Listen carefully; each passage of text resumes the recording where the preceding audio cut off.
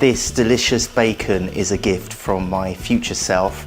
Hello, I'm Neil. I've not cooked bacon in an air fryer before, so that was in the future. I've edited it in. I'm doing this for the very first time, and I'm doing it on this air fryer, this Ninja Foodi Max Dual Zone air fryer. And for this, I'm taking 4 rashers of regular bacon. I'm laying them out in the basket and I'm overlapping them on the tray. We don't have to be too precise with this. I'm going to move it around while I'm cooking. I'm going to dial up 220 degrees Celsius, that's 430 degrees Fahrenheit, and then we'll dial it up to 6 minutes. And then to start the thing, I had to look this up, but I didn't even see the big start-stop sign. You just push this button in.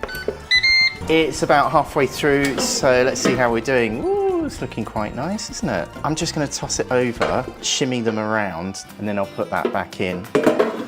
We are done. This is how it looks. Let me get a light for you. That is looking really nice and sizzly. Let's cut into one and see what it tastes like. Casper the dog is hovering, looking very hopeful.